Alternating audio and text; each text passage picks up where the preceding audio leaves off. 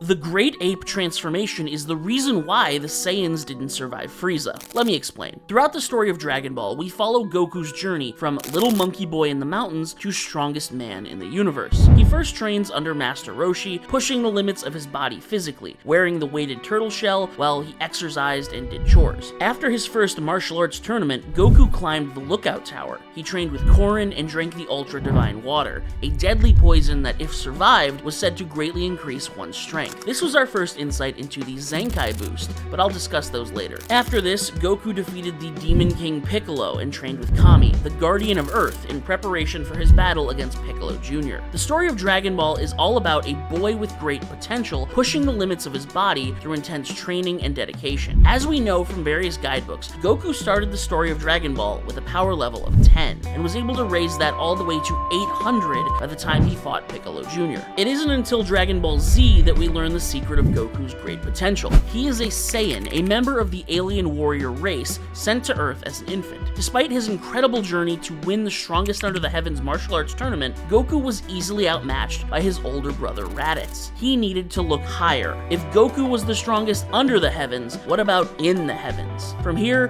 Goku trained with his first deity, King Kai. It was at this point that Goku started to understand his nature, not as a human, but as a Saiyan. King Kai explained that planet Vegeta possessed a gravity 10 times that of the Earth, a drastic increase from his turtle shell training and weighted clothing. So, Goku trained under similar conditions with King Kai. His power level rose from somewhere around 800 to over 8,000. To put things in perspective, Goku was born with the power level of 10, and if he had grown up on planet Vegeta, would likely only have a battle power of 100 as an adult. All of his hard work in his youth far eclipsed the strength he would have had if he never was sent to Earth. That is why this is the exact point where the story introduces Vegeta, the proud prince of the Saiyans, a walking representation of their culture's values and beliefs about power. As Vegeta explains, a Saiyan's status is defined by their power level, something measured at birth. It's a rigid caste system, the deeply held cultural belief that your strength determines your worth. And as a super elite, Vegeta was born with an exceptionally high battle power. It was so high that the idea of a low-class Saiyan like Kakarot ever rising above his status was unthinkable. I know the internet has memed it to death, but the over 9,000 scene is actually quite important to the themes of the arc and the greater story of Dragon Ball as a whole. Vegeta and Nappa are dumbfounded about Goku's strength because the idea of a Saiyan rising above his class had never happened before. But why? Why wasn't it normal for a Saiyan to push themselves beyond their limits? Why had no one gotten strong enough to become a Super Saiyan in the last 1,000 years? To understand that, we need to examine the next few major battles. As Vegeta clashed with Goku, he had him outclassed in every way, until Goku whipped out the Kaioken. Yet another surprise for Vegeta, it infuriated him. This low-class warrior was cheating. He wasn't supposed to get stronger. That's not how Saiyans work. You are worth what you're born as. And if you're ever backed into a corner, as Vegeta was now, you use your trump card, the Great Ape transformation. Vegeta created a false moon to generate blood waves, and the resulting reaction from his tail transformed him into the mighty Ozaru. As a Great Ape, a Saiyan's strength is multiplied a staggering 10 times.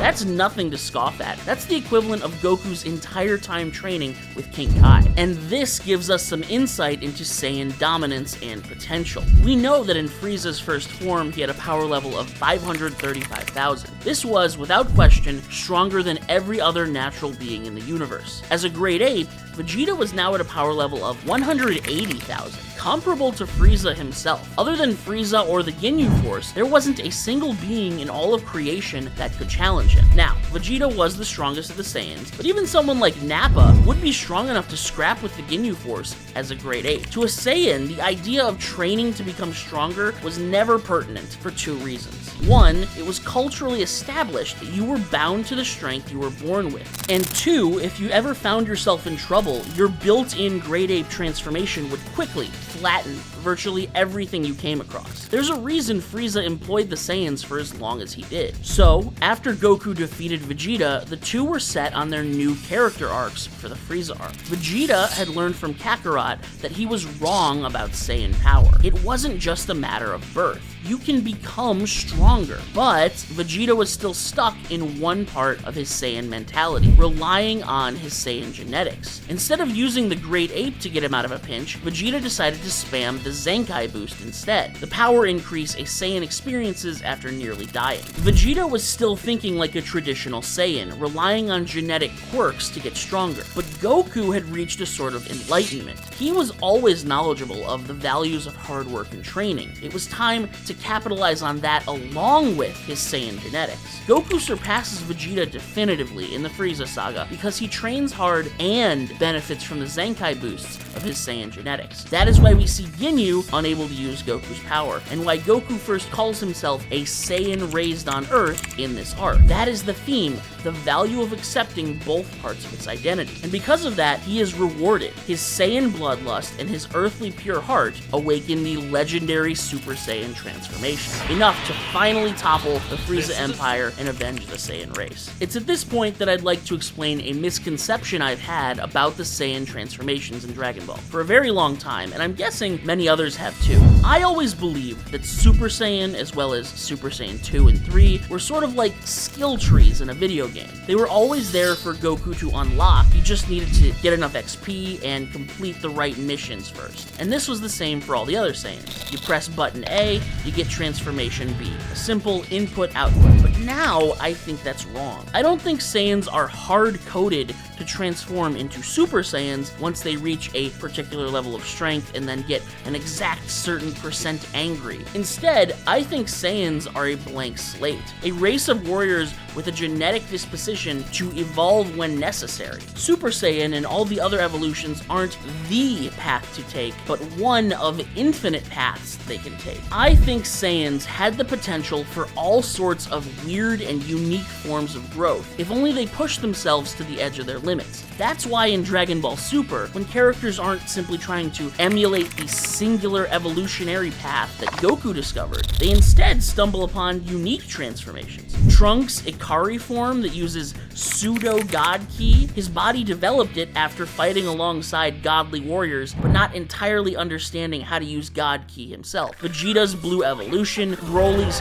human Ozaru form, Gohan Beast. We are seeing what happens when Saiyans buck the mentality that there is one path, one set of inputs to get one desired result, and instead they are creatures capable of evolving into countless possible forms, given the time, effort, and unique external factors. My misconception about how Saiyan powers work is the exact same misconception that the Saiyan race had themselves. They knew the mechanics of the Great Ape transformation. There were rules, specific inputs. You look at a moon, you have a tail, you become the monster. Of course they believed that they were subject to rules, that they were beings of finite potential. Saiyans never trained to become stronger because the class system locked them down, and the Great Ape transformation was both an easy out and implied that strength could only be attained one way. And this is why the Saiyans never rose up to defeat Frieza. Their vicious, bloodthirsty, selfish elite classes would smack you back down with their Great Ape transformation if you ever tried to climb outside of your class of power and status. The 10 times power increase was so tempting and so intoxicating. It was an easy solution that made most Saiyans stronger than 99% of the rest of the universe. They never worked to get stronger because they had a cheat code,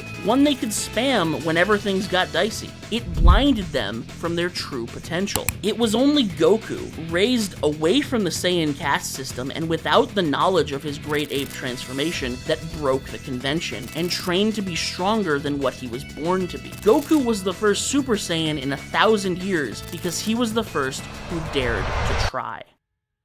Stay frosty.